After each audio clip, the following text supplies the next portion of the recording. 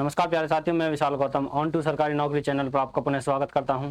पिछली भी क्लास में हमने जो कर्नाटक के युद्ध के बारे में जाना, जो हम मॉडर्न हिस्ट्री में कर्नाटक युद्ध के बारे में पढ़ रहे थे कि किस प्रकार जो फ्रांसीसी और अंग्रेजों के बीच उनके बीच संघर्ष जो घटित हुए हैं उनके बारे में हमने कर्नाटक युद्ध के दौरान हमने जाना कि किस प्रकार उन्हें अपनी जो सरजमी है उसको बचाने के लिए अंग्रेजों ने किस प्रकार फ्रांस की महारानी को उनके द्वारा जो डुप्ले है उसको वापस बुलाने के लिए मुहिम चलाई गई, जो उसके द्वारा कामयाबी हुई। फिर उसके द्वारा जो तृतीय कर्नाटक युद्ध हैं उनमें जो फ्रांसीसी हैं उनका हारने का जो महत्वपूर्ण कारण है डुप्ले की वापसी का कारण रहा है।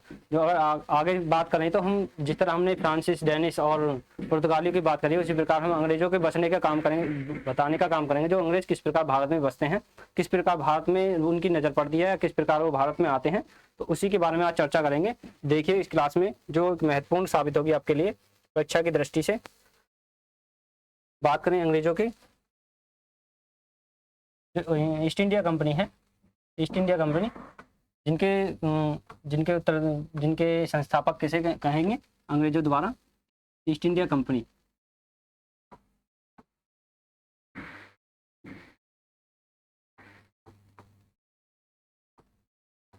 ईस्ट इंडिया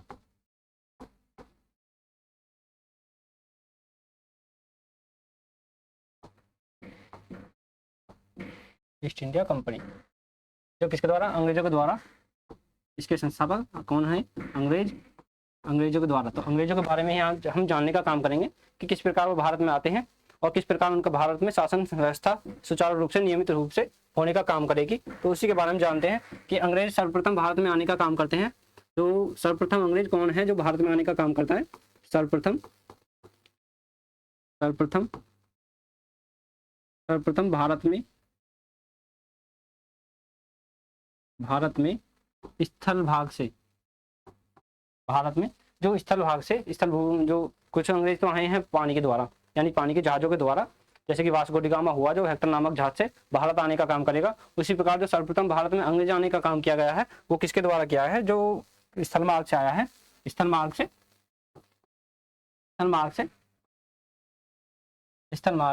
भारत में आने का काम करेगा। भारत में स्थल मार्ग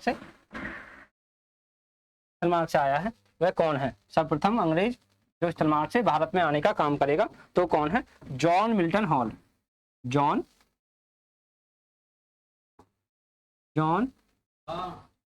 मिल्टन हॉल जो 1597 में भारत में आने का काम करेगा। जो 1597 में भारत में आने का काम करेगा, जो जॉन मिल्टन हॉल है वो भारत में स्थल मार्ग से आता है और 1597 ईस्वी में भारत में पहुंचता है। 1597 ईस्वी में भारत में पहुंचता है। उसी के उपरांत जो समुद्री मार्ग से प्रथम अंग्रेज आया है वो कौन है? समुद्री मार्ग से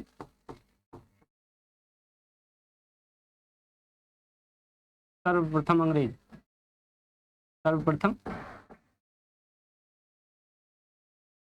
अंग्रेज जो भारत में आया।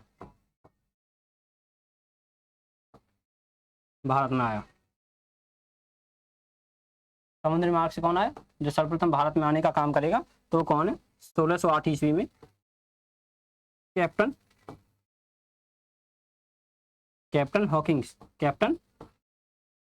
हॉकिंस जो किसके दरबार में आता है? जहांगीर के दरबार में। और ये कहाँ आने का काम करेगा?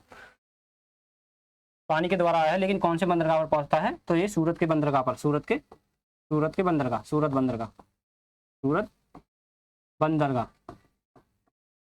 बंदरगाह पर आने का काम करेगा कौन? कैप्टन हॉकिंस जो जहांगीर के शासनकाल में आएगा। कैप्टन हॉकिंस 1608 ईस्वी में कैप्टन हॉकिंस जो सूरत जो कहां पर है? सूरत कहां पर है? सूरत कहां पर है? गुजरात में। सूरत कहां पर है? गुजरात में। जो गुजरात का एक बंदरगाह है सूरत में, वहां पर आने का कैप्टन हॉकिंस के द्वारा आने का काम होगा। उसी के उपरांत हम पढ़ेंगे जो 1559 ईस्वी में है।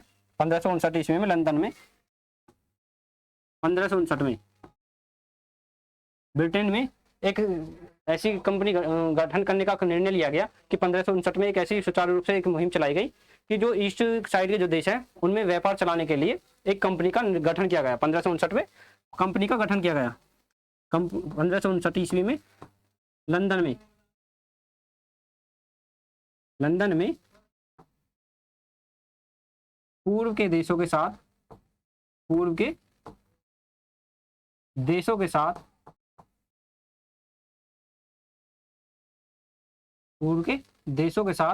व्यापार करने के लिए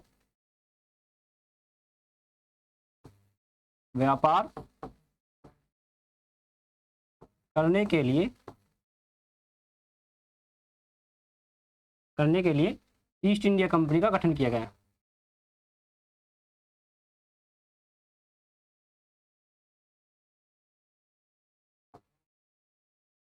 ईस्ट इंडिया कंपनी का गठन किया गया।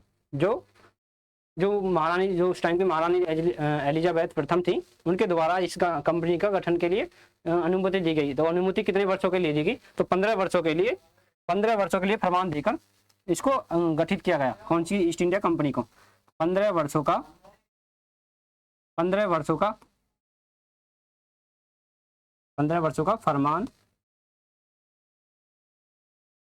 फरमान जारी करके, फरमान देकर या जारी कर देकर इस कंपनी को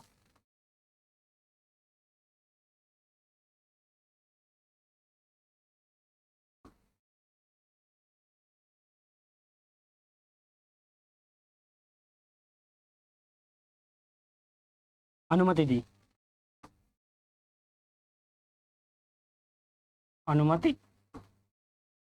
किसके द्वारा? एलिजाबेथ प्रथम के द्वारा। एलिजाबेथ जो महारानी, ब्रिटेन की महारानी है,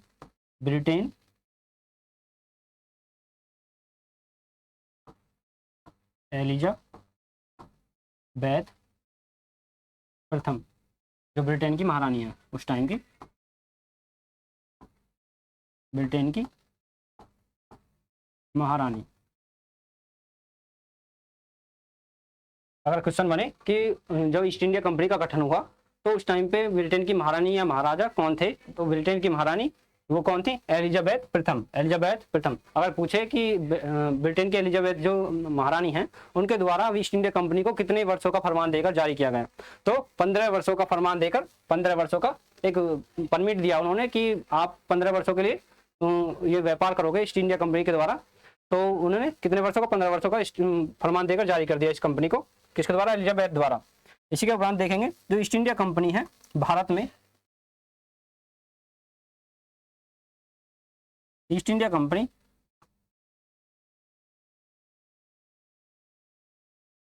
ईस्ट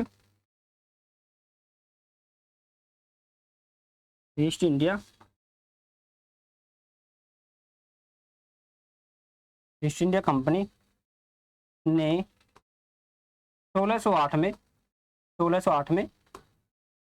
सूरत में एक कोठी बनाई। सूरत कहाँ पर? गुजरात में एक कोठी बनाने का काम करेंगे 1608 में ईस्ट इंडिया कंपनी द्वारा। इससे पहले बात करें कि 1609 में, 1608 के बाद 1609 में जो कैप्टन हॉकिंस है, 1609 में कैप्टन हॉकिंस किसके दरबार में जाने का काम करेगा? जहांगीर के दरबार में। तो जहांगीर के दरबार में जाकर वह अपनी फरमाइश के द्वारा वो वहाँ पर ऐसे कुछ नमूने दिखाता है, जिस प्रकार वहाँ पर उस टाइम में घड़ी के तो प्रचलन नहीं था भारत में, लेकिन वहाँ पर वो घड़ी दिखाता है कि इस प्रकार के कुछ ऐसे वो थे जो वहाँ पर गैजेट से ले जाता है या फिर कोई उपकरण। तो उनके द्वारा जहांगीर उससे खुश होकर 1609 में जहांगीर के दरबार में जाता है। जहांगीर के दरबार में जाने का काम करेगा 1609 में कौन? Captain Hawkins.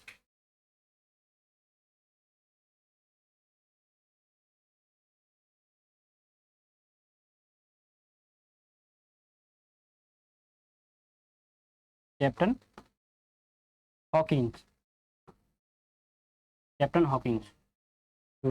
हॉकिंस जो 1609 में जहांगीर के दरबार में जाने का काम करेगा। इसी के उपलक्ष्य में इसे 400 मनसबदारी, जो जहांगीर है इसे 400 मनसबदार का उपाधि देता है, सॉरी 400 मनसबदार का जहांगीरदार बनाता है इसे।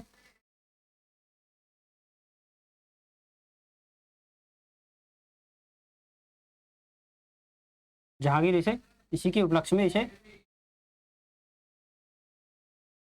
400 मनसबदारी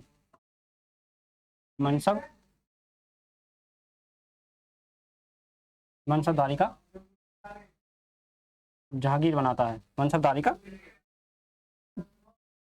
मनसबदार जान सो सॉरी 400 का मनसबदार बनाता है इसे, और इसे किसी नाम से किसकी उपाधि देता है इसे,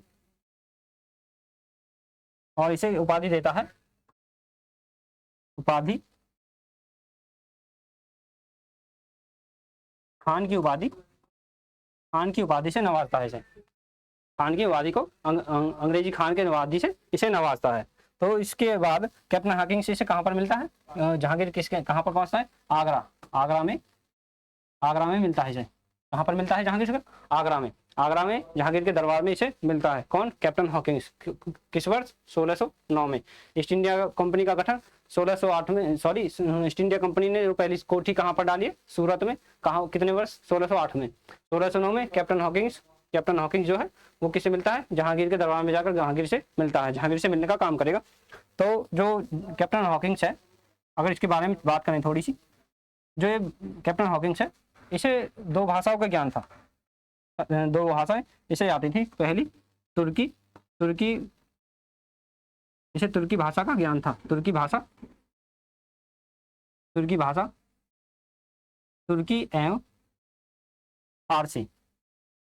एवं फारसी भाषा का ज्ञान था। फारसी भाषा का ज्ञान था। तुर्की में फारसी भाषा का ज्ञान था किसी को, कैप्टन हॉकिंस को। अंग्रेज काफी चालू इंसान थे, अगर कहें तो उनसे बहुत ही ज्यादा क्षीण प्रकार के व्यक्तित्व लगते थे जो अंग्रेज थे। वो इस प्रकार को भेजा उन्होंने कि उन्हें एक तुर्की और फारसी भाषा का जो जानकार है उसके दरबार में भेजने का काम करेंगे, जिससे उनका मेल मिलाप इससे हो कि ये आपसी, मान लो अगर मैं भी अगर किसी गांव में जाता हूं तो उनके साइड से अगर ऐसी वार्तालाप करूं जिस प्रकार गाँव वासी करते हैं, तो उन्हें लगेगा कि ये हमारे आसपास का ही बंदा है। तो उसी प्रकार जो अंग्रेजों ने इसे कैप्टन हॉकिंस को वहां पर दूत बनाकर भेजा है जहांगीर के दरबार में। तो इसे किसके, तुर्की और फारसी भाषा का ज्ञान था। इसे तुर्की और फारसी भाषा का ज्ञान था। इसी के उपरांत जो 1611 में यह यहाँ पर रुकने का कितने वर्ष तक काम करेगा, 3 वर्ष तक ये भारत में रुकने का काम करेगा। जो कैप्टन हॉकिंस है 3 वर्ष तक भारत में रुकने का काम करेगा। 3 वर्षों तक भारत में कितने वर्ष रुका, 3 वर्षों तक भारत में रुकने का काम करेगा। भारत में कितने वर्ष रुकेगा, 3 वर्ष। दरअसल 3 वर्ष रुकने का इनका मकसद क्या होता है, दरअसल अगर मान लो अगर मुझे किसी के बारे में जानकारी निकालनी है तो मैं अपना वहाँ पर दूत भेजूंगा। पहले दूत भेजकर मैं वहाँ से जानकारी जुटाऊंगा कि किस प्रकार की यहाँ पर सेना है, किस प्रकार का शासन व्यवस्था, और ये इन लोगों को क्या चीज़ें पसंद है। तो उसी के हिसाब से उन्हें उस प्रकार में ढालना, पहले उस प्रकार के वेशभूषा में ढालना, फिर उनसे अपना मनचाहा काम कराने की जो इनकी रणनीति होती थी अंग्रेजों की, उस प्रकार जो भारत को गुलाम आगे चलकर गुलाम बनाने का काम भी करेंगे इनके द्वारा, जो हम आगे क्लास में देखेंगे। जो कैप्टन हॉकिंस है वो भारत में कितने वर्ष रुकने का काम करेगा, 3 वर्ष।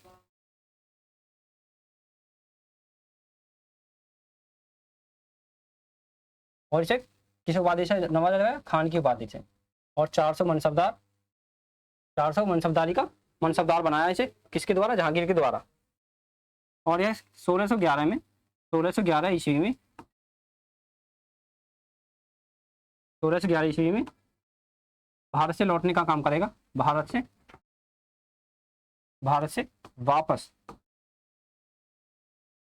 वापस चला जाएगा, वापस गया। जो कैप्टन हॉकिंस है 1611 में भारत से वापस जाने का काम करेगा। 1611 में भारत से वापस जाएगा जो कैप्टन हॉकिंस है। उसी के बाद 1613 में अगर बात करें 1613 की, 1613 में जहांगीर ने स्थायी रूप से सूरत में कोठी बसाने के लिए जो प्रमाण पत्र दे दिया, यानी परमिट दे दिया कि आप यहाँ पर फैक्ट्री बना सकते हैं और व्यापार कर सकते हैं। तो उसके द्वारा किस वर्ष दिया गया, 1613 में जहांगीर द्वारा जहांगीर द्वारा 1613 में जहांगीर द्वारा सूरत में सूरत यानी गुजरात में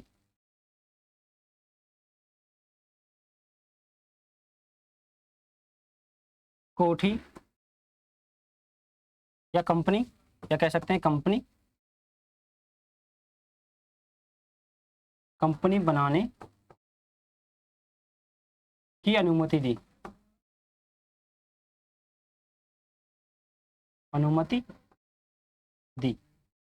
जो 1608 में कंपनी डाली उन्होंने वो स्थायी रूप से डाली है, लेकिन जो सूरत में जहांगीर के द्वारा 1613 में उसको परमिट दिया गया, स्थायी रूप से जो परमिट दिया गया है, स्थायी रूप से यह परमिट जो दिया गया है स्थायी रूप से दिया गया है, जहांगीर के द्वारा 1613 में स्थायी रूप से दिया गया है।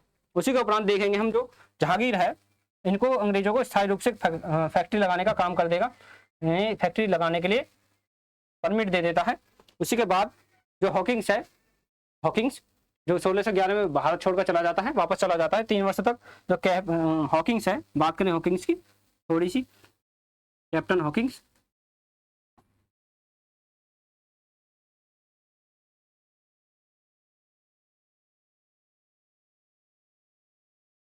कैप्टन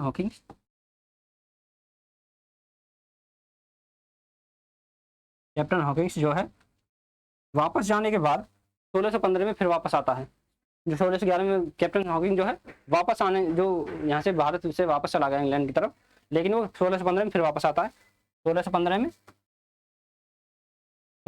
में भारत पुनः आता है, यानी फिर से आता है। कैप्टन हॉकिंस भारत में पुनः आता है। जो 1611 में कैप्टन हॉकिंस पहले भारत से चला गया, फिर उसके बाद 1615 में पुनः भारत आता है। उसके उपरांत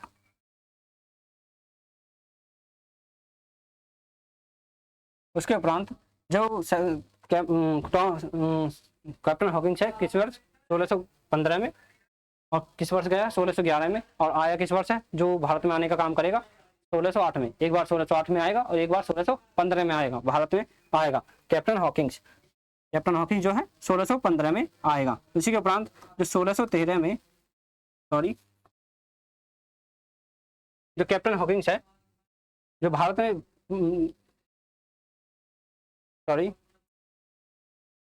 एक बार फिर जब 10 जनवरी 1616 में 10 जनवरी 1616 में टॉमस रो 10 जनवरी 1616 में टॉमस रो जहांगीर से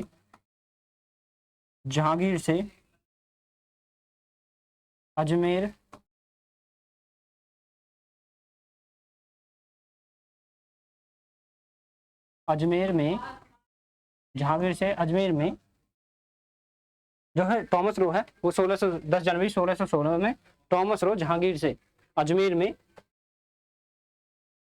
में एक भूमि के अनुदान के रूप में, जो टॉमस रो है वो इंग्लैंड के द्वारा एक राष्ट्रदूत के रूप में भेजा गया है। लेकिन टॉमस रो जो टॉमस रो जो है जहांगीर के द्वारा अजमेर में मिला।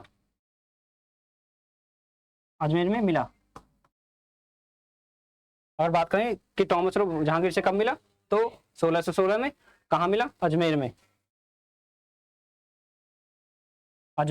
टॉमस रो कब मिला? जहांगीर से 1616 में, और 10 जनवरी 1616 में। आगे देखिए इसी प्रकार यह है भारत में 3 वर्ष, यह भी भारत में 3 वर्षों तक, 3 वर्षों तक राजदूत के रूप में रहा। 3 वर्षों तक भारत में राजदूत के रूप में रहा। 3 वर्षों तक भारत में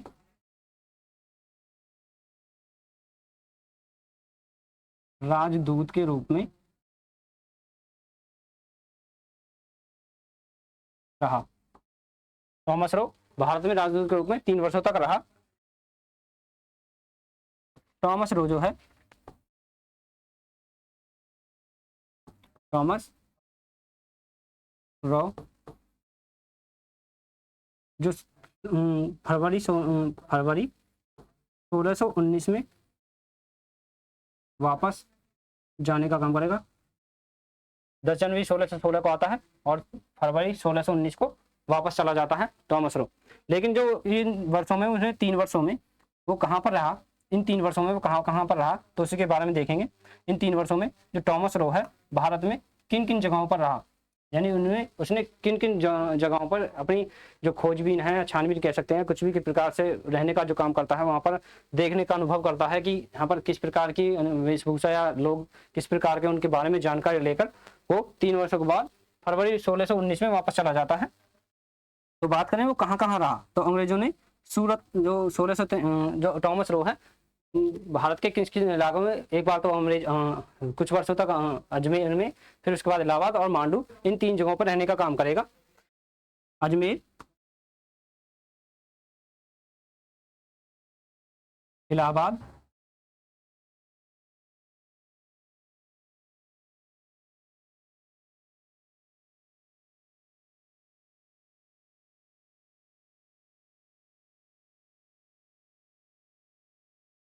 इलाहाबाद,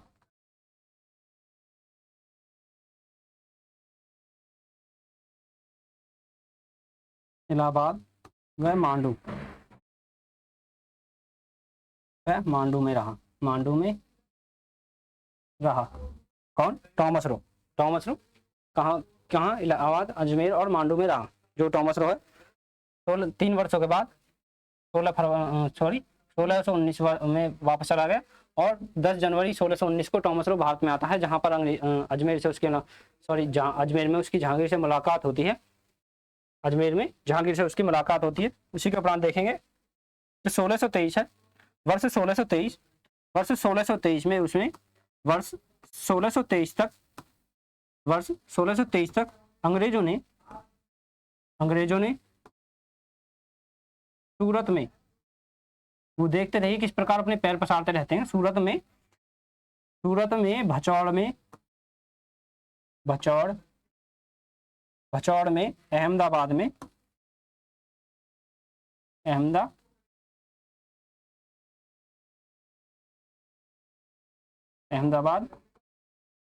अहमदाबाद आप जानते हैं गुजरात में, भचौड़ जो सूरत में, जो गुजरात में है, अहमदाबाद 1623 में जो भचौड़, सूरत, अहमदाबाद और आगरा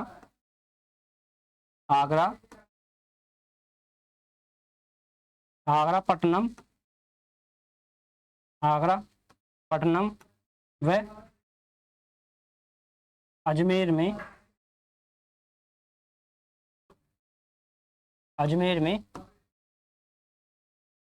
अपनी कोठी लगाने का काम करेंगे। जो 1623 तक इन क्षेत्रों में उसने अपनी अंग्रेजों के द्वारा अपनी कोठी लगाने का काम करेंगे। अजमेर में कोठी यानी व्यापारिक कोठी जो है उनकी लगाने का काम करेंगे, लगाने का काम इसके द्वारा, अंग्रेजों के द्वारा।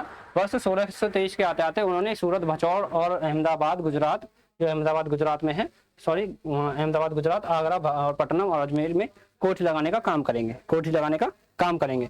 उसी के बाद जो 1640 में अंग्रेजों ने 1640, इसमें मैं मोटा मोटा इस प्रकार लिखवा रहा हूँ कि उन्होंने किस प्रकार भारत में अपनी धीरे धीरे वृद्धि की है, किस प्रकार उन्हें भारत में प्रवेश करने का मौका मिला है और किस प्रकार से उन्हें कौन से राजा के द्वारा या कौन से सम्राट या फिर कौन से शासक के द्वारा उन्हें भारत में प्रवेश करने के लिए, कोठी खोलने के लिए, व्यापार करने के लिए अनुमति दी गई है। तो उसी प्रकार हमने ये जाना कि जहांगीर के द्वारा जो ईस्ट इंडिया कंपनी है वो कहाँ पर स्थापित होती है? 1559 में, लेकिन भारत में उसकी स्थापना कब होती है? 1600 ईस्वी में भारत में ईस्ट इंडिया कंपनी की शुरुआत 1600 ईस्वी में। 1640 का वर्ष में, 1640 ईस्वी में अंग्रेजों के द्वारा अंग्रेजों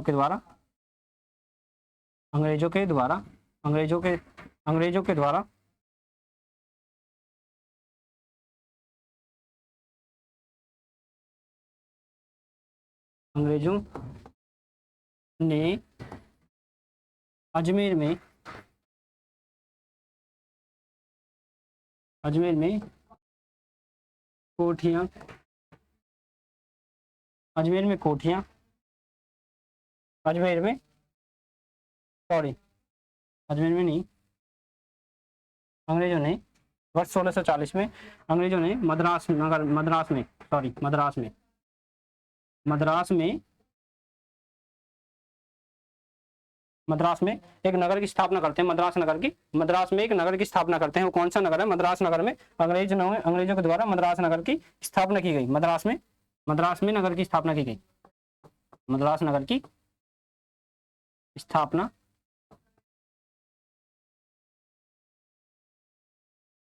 स्थापना की गई, की गई अंग्रेजों के द्वारा। वर्ष 1640 में मद्रास नगर की स्थापना किसके द्वारा? अंग्रेजों के द्वारा। अंग्रेजों के द्वारा वर्ष 1640 में मद्रास नगर की स्थापना किस वर्ष की गई? 1640 ईस्वी में, 1640 ईस्वी में। और आत्मरक्षा के लिए उन्होंने यहाँ पर अपनी सुरक्षा के लिए, अपनी आत्मरक्षा के लिए,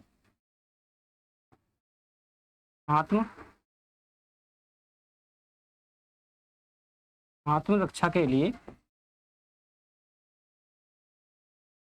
दुर्ग की स्थापना की, दुर्ग की स्थापना की, स्थापना की।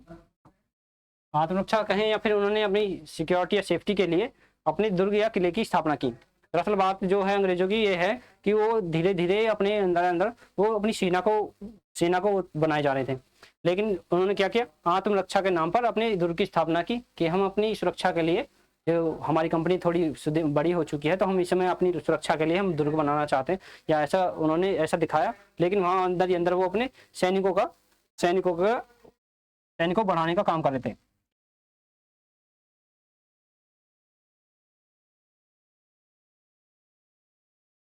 जिसे हम, जो दुर्ग है, दुर्ग की स्थापना की जिसे सेंट जॉर्ज,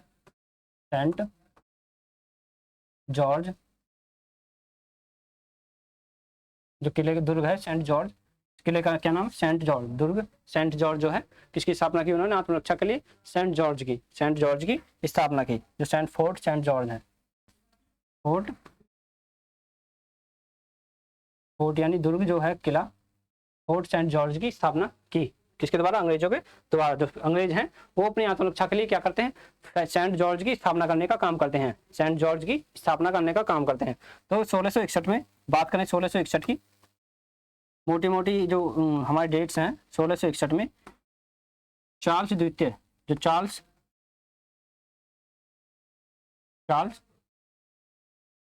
द्वितीय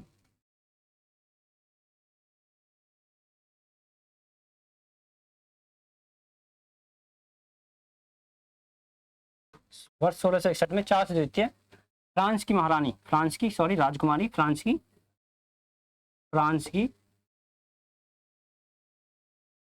की राजकुमारी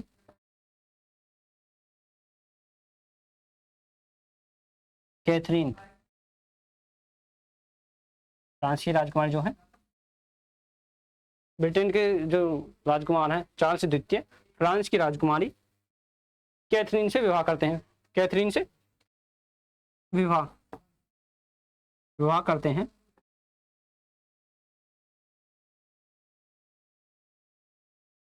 विवाह करते हैं। और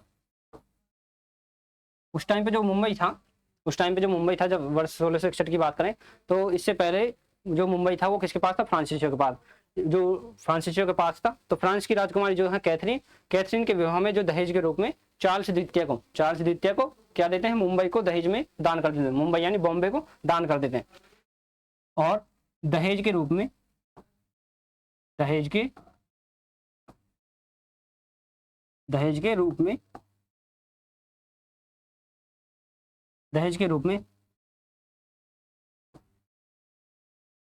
बॉम्बे को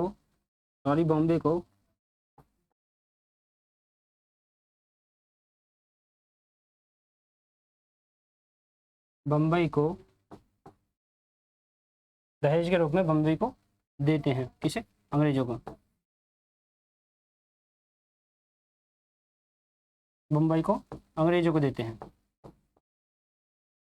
अंग्रेजों को देते हैं। कौन देते हैं? फ्रांसीसी, जो फ्रांस की राजकुमारी है, फ्रांस की राजकुमारी कैथरीन, उनके विवाह के उपलक्ष्य में जो दहेज के रूप में वो मुंबई को किसे देते हैं? चार्ल्स द्वितीय को। चार्ल्स द्वितीय मुंबई का क्या करता है? चार्ल्स द्वितीय अंग्रेजों को, जो ईस्ट इंडिया कंपनी है, चार्ल्स जो है ईस्ट इंडिया कंपनी की जो बंदरगाह है मुंबई बंदरगाह, उसको 10 पाउंड वार्षिक दर पर 10 पाउंड वार्षिक दर पर किसे दे देता है? चार्ल्स द्वितीय, चार्ल्स द्वितीय जो है मुंबई को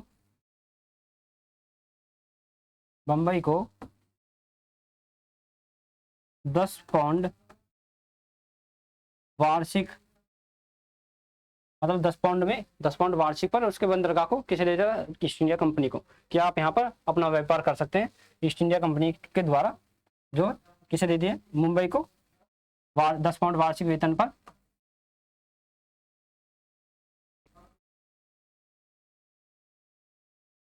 वार्षिक मुद्रा पर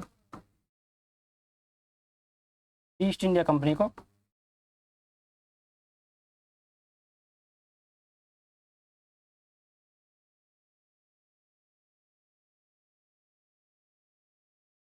ईस्ट इंडिया कंपनी को दे देते हैं।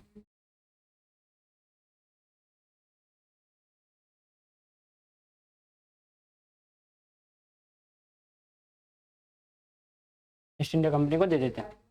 जो मुंबई है पहले किस पे थी? फ्रांसीसियों पर, फ्रांसीसियों ने पहुंचा दी उसे अंग्रेजों के द्वारा, यानी इंग्लैंड के जो राजस्व है उसके द्वारा उसको पहुंचा दी गई। लेकिन जो मुंबई है, मुंबई को जो बंदरगाह है उसके जो उसे है 10 पाउंड वार्षिक दर मुद्रा पर कौन देते थे? चार्ल्स द्वितीय, किसको? ईस्ट इंडिया कंपनी को, ईस्ट इंडिया कंपनी। अब ये जो है मुंबई किसके अधीन है? ईस्ट इंडिया कंपनी के अधीन है।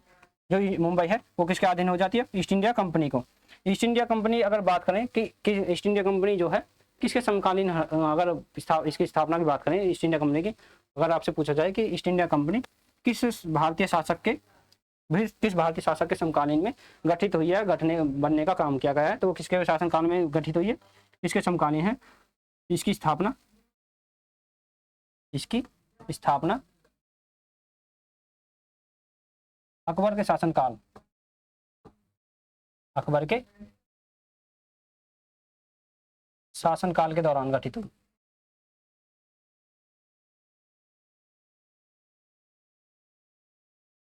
अकबर के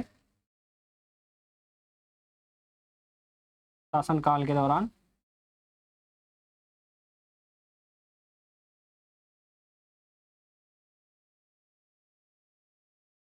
घटित हुई।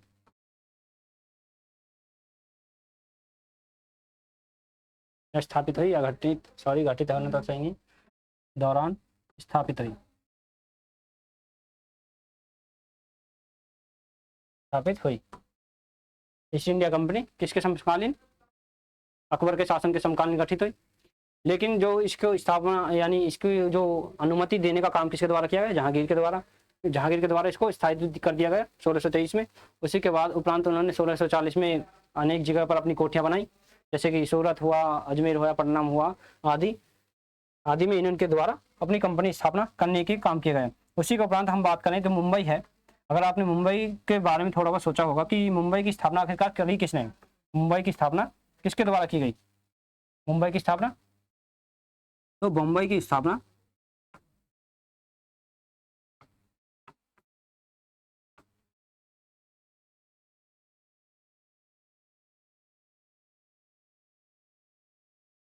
बॉम्बे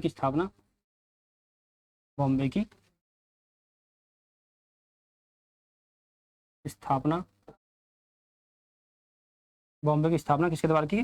गेराल्ड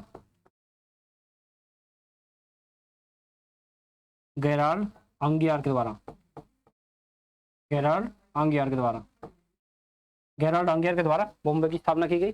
गेराल्ड आंगियार के द्वारा, किसके द्वारा? गेराल्ड आंगियार के द्वारा जो मुंबई की है स्थापना की गई। उसी के उपरांत जो हरमुंज बंदरगाह उसके द्वारा हरमुंज बंदरगाह को जो है जो पुर्तगालियों के अधीन था 1604 में अंग्रेजों ने जीत लिया।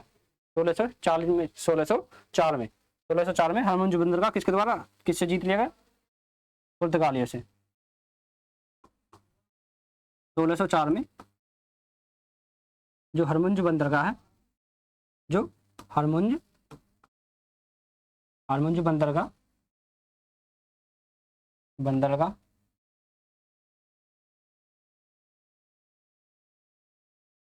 हरमुंज बंदरगाह पुर्तगालियों से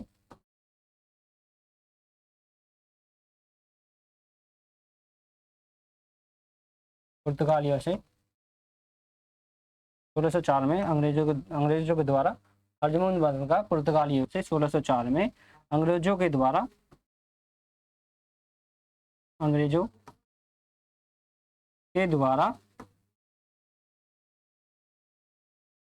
जीता गया, युद्ध में जीता गया या उनके द्वारा छीन लिया गया। तो 1604 में हरमुंज बंदरगाह, अगर आप बात करें हरमुंज बंदरगाह 1604 से पहले किसके अधीन रहा, या फिर 1600 अगर बात कहें कि 1603 में हरमुंज बंदरगाह किसके पास था, तो आप बताएंगे पुर्तगालियों के पास। लेकिन 1604 की बात करें, 1604 के बाद हरमुंज बंदरगाह अंग्रेजों के पास चला जाता है, जो अंग्रेजों के द्वारा जीत लिया जाता है पुर्तगालियों से। तो उसी के बाद देखेंगे जो गोल्डन फरमान है, जो 1632 में गोल्डन फरमान जो है वर्ष 1632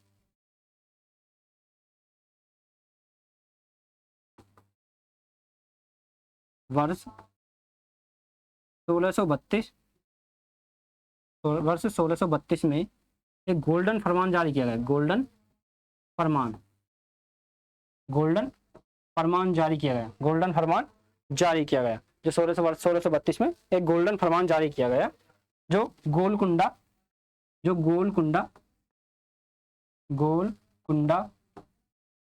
वही गोलकुंडा है जहां से कोहिनूर हीरा प्राप्त होता है। गोलकुंडा के खान, गोलकुंडा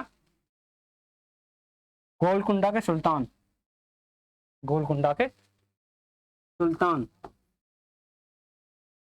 सुल्तान के द्वारा एक गोल्डन फरमान जारी किया गया वर्ष 1632 में। कौन थे वो गोल्डन फरमान? जो 500 पैगोड़ा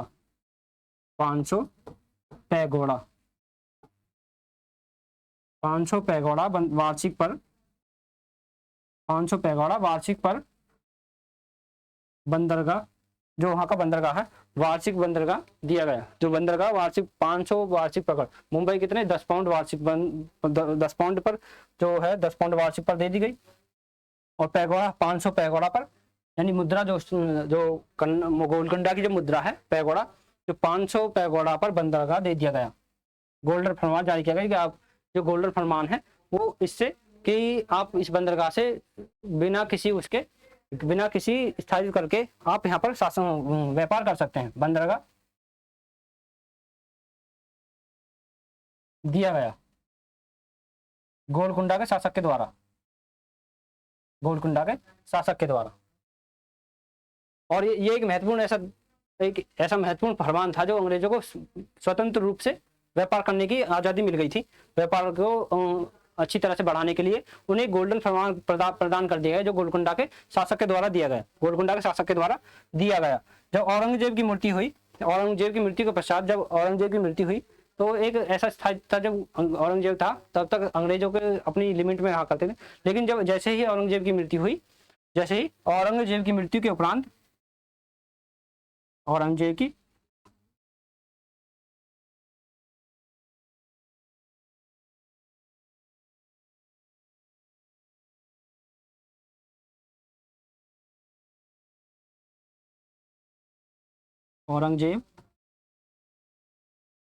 मृत्यु के पश्चात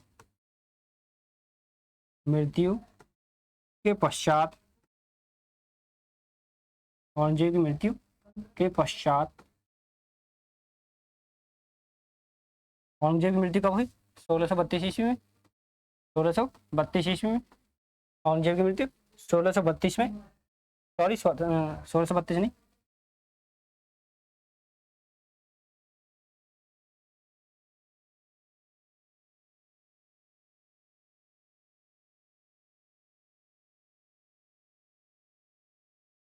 1715 ईस्वी में। 1715 ईस्वी में औरंगजेब की मृत्यु किस वर्ष हुई? 1715 ईस्वी में।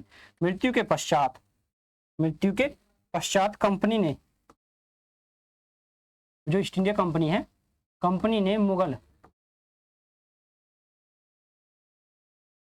कंपनी ने मुगल दरबार में मुगल दरबार में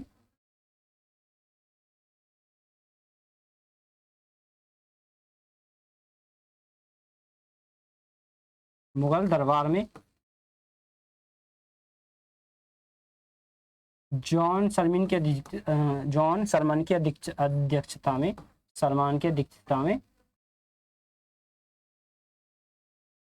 अध्यक्षता में एक शिष्टमंडल की स्थापना की। शिष्टमंडल की अध्यक्षता में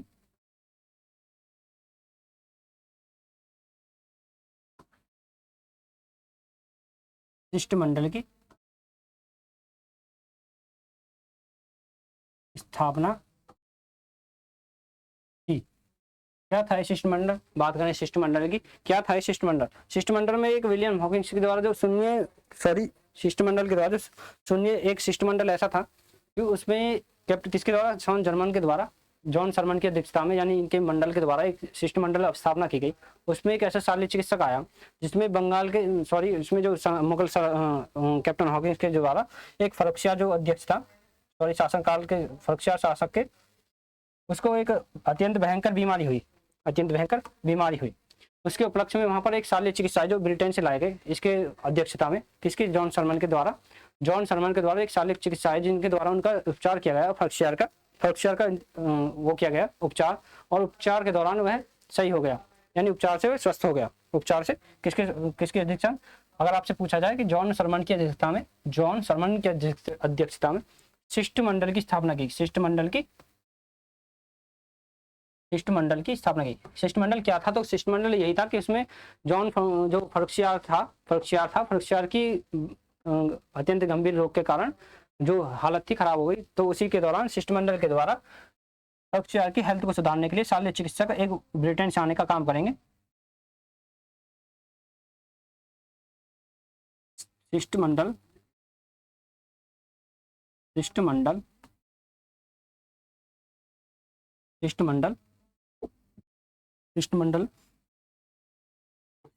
में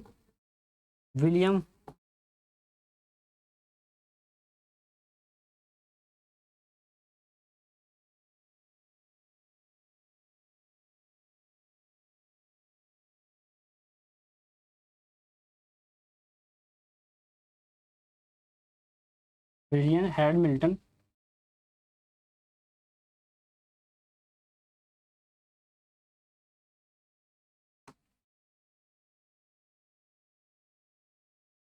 जो विलियम हैमिल्टन है,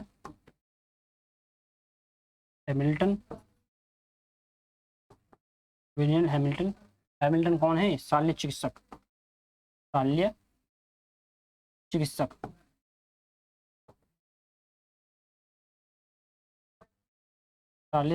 कौन है?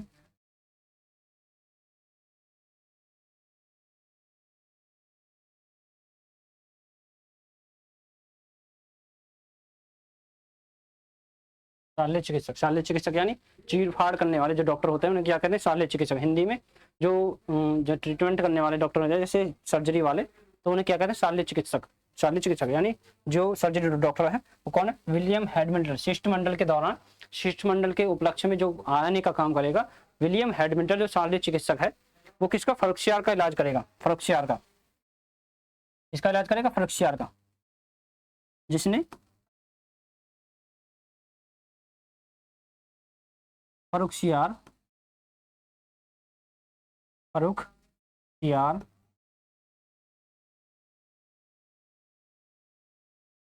को एक भयंकर बीमारी से बचाया। फर्रुखसियार को एक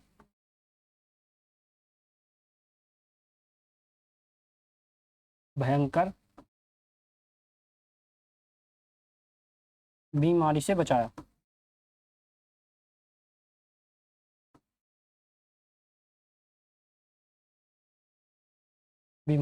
बचाया। इसके तो शिष्टमंडल के दौरान इसने विलियम हैमिल्टन के द्वारा, शिष्ट जो डॉक्टर है इसके द्वारा इसने फर्रुखसियार को एक भयंकर विकार से बचाया। इसी के दौरान जो इसका फायदा सीधा सीधा अंग्रेजों को होता है। जैसे ही उसको बचाव हो जाता है तो इस फर्रुख सियार के द्वारा एक आदेश जारी कर दिया जाता है कि अंग्रेज स्वतंत्र रूप से भारत में व्यापार करने का काम करेंगे। व्यापार को स्वतंत्र रूप से, यहाँ से जो है अंग्रेजों की ऐसी जड़ें हैं जो पूरे भारत में फैलने का काम करेंगे। फर्रुख सियार को एक भयंकर उससे बचाने के कारण एक बार इसे देख लेते हैं कि जो हमारे पॉइंट ऑफ व्यू है, जो क्या क्या पढ़ने हमने पढ़ा है उसी को एक बार अच्छे से रिवाइज हो जाएगा जो आपने पढ़ा है।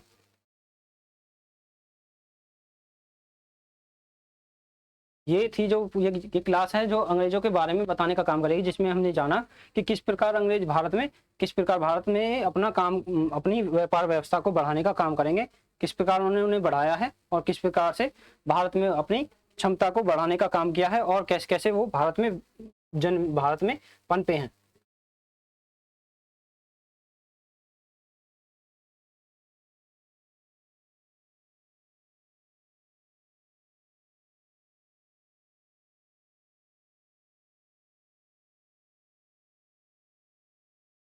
एक मिनट।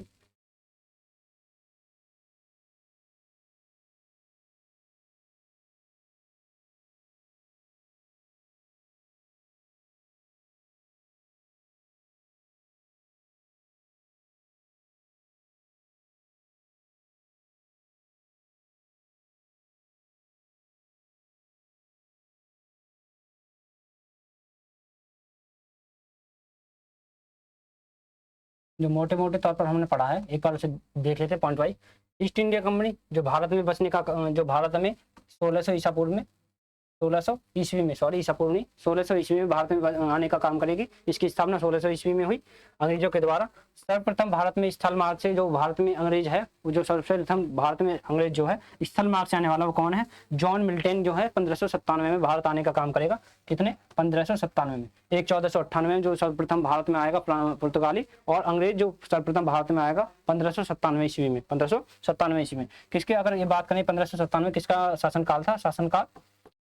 शासनकाल इसका था अकबर के शासनकाल में। अकबर के शासनकाल में कौन, अकबर के शासनकाल में कौन आया? जॉन मिल्टन जो है भारत में आएगा। समुद्री मार्ग से कौन आएगा सर्वप्रथम? जो समुद्री मार्ग से आया, सर्वप्रथम समुद्री मार्ग से आने का काम कर कैप्टन हॉकिंस, जो सूरत में आएगा, सूरत में, और 1608 में आएगा। उसी के बाद देखेंगे जो कैप्टन हॉकिंस है, कैप्टन हॉकिंस जो है 1608 में भारत में आया। उसके बाद जहांगीर से मिलेगा वहां पर आगरा में। अगर बात करें 1600 ईस्ट इंडिया कंपनी की, जो 1599 लंदन में पूर्व के देशों के साथ व्यापार करने के लिए गठित की गई। 1599 में पूर्व के देशों के साथ गठन करने 1599 में पूर्व के देशों के साथ व्यापार करने के लिए ईस्ट इंडिया कंपनी का गठन किया गया। इसको ब्रिटेन की महारानी के द्वारा 15 वर्षों का फरमान देकर इस कंपनी को अनुमति दी गई। ब्रिटेन की महारानी कौन थी? एलिजाबेथ फर्स्ट कौन है? ब्रिटेन की महारानी, जिनके द्वारा 15 वर्षों का फरमान देकर कंपनी को अनुमति दी कि आप पूर्व के देशों के साथ व्यापार करने के लिए बनाए गए हैं। ईस्ट इंडिया कंपनी ने 1608 में सूरत में पहली कोठी डाली अपनी। ईस्ट इंडिया कंपनी जो है भारत में सर्वप्रथम अपनी कोठी है 1608 में गुजरात में डालने का काम करेंगे। उसके बाद जो कैप्टन हॉकिंस है 1609 में जहांगीर के दरबार में, जो आगरा में है, जहांगीर के दरबार में पहली बार मिलने का काम करेगा। वहां पर कैप्टन हॉकिंस से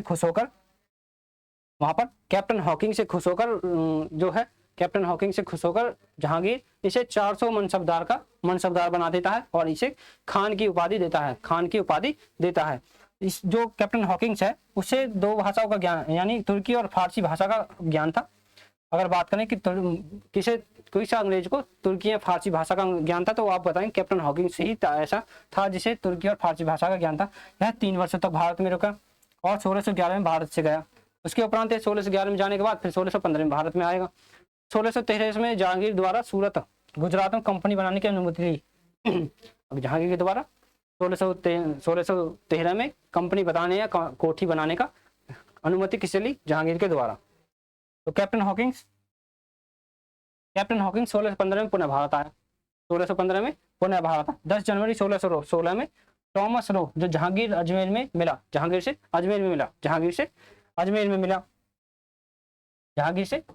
में मिला। कौन? थॉमस रो जहांगीर से मिला। 3 वर्षों तक यह भी भारत में रहा। इन्होंने इसका भी जो टाइम पीरियड है वो भी 3 साल का है। इसके बाद यह भारत में 3 वर्ष रुका, जहां पर यह थॉमस रो फरवरी 1619 को भारत से वापस चला जाता है। और ये कहाँ कहाँ रुका भारत में? अजमेर में, इलाहाबाद में और मांडा में। अजमेर, इलाहाबाद और मांडू में रहा। 3 वर्षों तक भारत में रहा। 1623 तक अंग्रेजों ने जो है कई राज्यों मतलब कई प्रांतों में अपनी कोठी डालने का काम किया, जिसमें सूरत, भचौर, अहमदाबाद, आगरा, पटनम और अजमेर। अगर आपसे अगर क्वेश्चन पूछा जाएगा जैसे कि इनमें से कौन सा ऐसा है जिसमें अंग्रेजों में 1623 तक फैक्ट्री डाली या नहीं डाली, ऐसा क्वेश्चन बन सकता है। 1640 में अंग्रेजों ने मद्रास नगर की स्थापना की। 1640 में मद्रास नगर की स्थापना की। उसके बाद अहमदा के लिए दुर्ग की स्थापना की। 1661 में चार्ल्स द्वितीय जो सेंट जॉर्ज है, जो दुर्ग जो है आत्मरक्षा का नाम देकर सेंट फोर्ट जो जॉर्ज है उसकी स्थापना की। फ्रांस की राजधानी जो है 1616 में चार्ल्स द्वितीय के द्वारा फ्रांस की राजकुमारी कैथरीन के साथ इसका विवाह होता है, जिसमें यह जो फ्रांसीसी हैं वो अपनी पुत्री के दहेज में मुंबई को इन्हें दान दे देते हैं, जो फ्रांस की कंपनी थी वो किसके सहयोग से बनी थी? वहाँ की रानी के सहयोग से। तो मुंबई इन्हें किसे दे देते हैं? अंग्रेजों को। अंग्रेज इसे मुंबई को किसे देते हैं? चार्ल्स द्वितीय के द्वारा जो मुंबई है 10 पाउंड वार्षिक मुद्रा पर किसे देते हैं? अंग्रेजों, ईस्ट इंडिया कंपनी को। इसकी स्थापना अकबर के शासनकाल में, किसकी स्थापना? ईस्ट इंडिया कंपनी की स्थापना अकबर के शासनकाल में हुई। बॉम्बे की स्थापना गेराल्ड आयंगियर ने की। जो बॉम्बे की अगर आप आधुनिक वास्तविक परिदृश्य देखते हैं बॉम्बे का, तो बॉम्बे की अब किसने की स्थापना? गेराल्ड आयंगियर ने। 1604 ईस्वी में हरजुमन बंदरगाह जो है पुर्तगालियों से किसने छीना? अंग्रेजों के द्वारा। हरजुमन बंदरगाह अंग्रेजों के द्वारा छीना गया। इससे पुर्तगालियों से। वर्ष 1632 में गोल्डन फरमान जारी किया गोलकुंडा के शासक के द्वारा। गोल्डन फरमान 1632 में किसके द्वारा? गोल्डन फरमान गोलकुंडा के सुल्तान के द्वारा, जिसमें 500 पैगोड़ा पर बंदरगाह दिया गया। 500 पैगोड़ा जो उनकी वार्षिक जो मुद्रा है उस पर 500 पैगोड़ा वार्षिक मुद्रा पर दिया गया। 500 पैगोड़ा वार्षिक मुद्रा पर दिया गया। औरंगजेब की मृत्यु के पश्चात जो है कंपनी ने मुगल दरबार में जॉन सरमन की अध्यक्षता में एक शिष्टमंडल की स्थापना की। उस शिष्टमंडल का उद्देश्य क्या था? कि परोपकार की जान बचाना, जिसमें कौन सा डॉक्टर जो हैडमिल्टन है, विलियम हैडमिल्टन, जो शालीन चिकित्सक हैं यानी डॉक्टर, जो किसका परोपकार की जान बचाने का, एक भयंकर बीमारी से बचाने का काम करेंगे। आज के लिए बस इतना ही। उम्मीद है आपको पसंद आई होगी क्लास, जिसमें आपने जाना कि अंग्रेज किस प्रकार भारत में आए हैं और किस प्रकार भारत में उनके बढ़ने का काम किया गया है। तो उसी के दौरान आप ये क्लास देखकर बेहद आसान तरीके में जान सकते हैं कि किस प्रकार अंग्रेजों के भारत में स्थायित्व का कारण बना। धन्यवाद।